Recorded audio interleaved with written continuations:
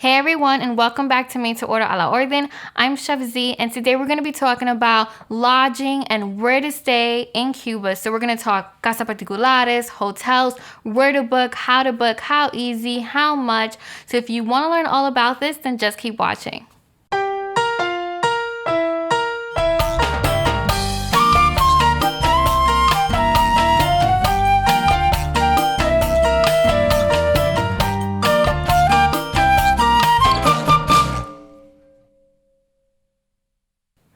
One of the greatest things about Cuba these days is that you can book your casa particular through Airbnb. And like any other Airbnb listing, you can read the reviews before you book. You can look at pictures. You can ask questions. You can see where it is relatively on the map, and then see also, is that near some of the tourist things, where you want to walk around? What does Lonely Planet say about the neighborhood? So there's so much research that you can do ahead of time before actually booking your casa particular. And just really quickly, a casa particular is essentially it's a house in Cuba, so you're staying with someone in their home, and sometimes the people live there and sometimes they don't. Again, it's just like Airbnb here in the States. And one of the other benefits is that you can pay for your Airbnb before you even go. So just to give you guys an idea, I originally was supposed to visit 7 cities, in Cuba, but because there were some, I had like missed a connection and stuff like that with one of my flights, and I was in Cuba, so I actually had to cut out a city.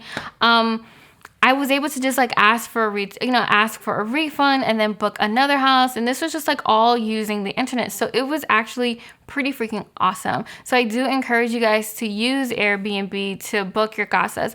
Another thing that you can do too is that all of the casas in Cuba have like a certain symbol. So if you wanted to do it like the super backpacky way, you can just book your first night in Cuba ahead of time, and then when you get to the city, you can book your different casas once you get there, because it's like Cuba's just like one really big small town. So it's fairly easy to also find an empty casa where you can stay out overnight. So I do encourage you guys again to do that as well. Now, say the whole Airbnb thing isn't really your style. You want to stay at a hotel.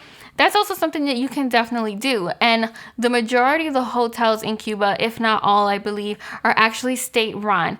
And there is a website where if you're an American and you want to pay with your American bank account, credit card, debit card, you can actually do that. And I'll be sure to write that information either right here or right here or right here. Somewhere on this screen, that website will appear. Now, just to give you guys a heads up, the hotels in Cuba are not the same as the hotels here in the States. So I do encourage you guys to manage your expectations. Now, with that being said, it's not like you're going to be staying in a rinky-dink hotel, because that's also not true. It's just one of those things where it's like, you're not going to find a Ritz-Carlton in Cuba unless you stay at Hotel Nacional. That's essentially like the Ritz-Carlton of Havana. So yeah, that's pretty much it in terms of like casas and hotels. Oh, really quickly, one of the huge benefits of staying at a casa, and you know what? Here's a better description. A casa particular is more like an Airbnb. So if the reviews in the Airbnb say to eat at your casa particular, just do it. The food is phenomenal and you will not regret it. So yeah, I think that's it. If you have any questions on casa particulares or where to stay and what, some recommendations, just hit me up either on social media or in the comment section below, and I'll be sure to get back to you. Come back next week when I have an all new video, and don't forget to subscribe. Until next time, I'm Chef Z, y buen provecho.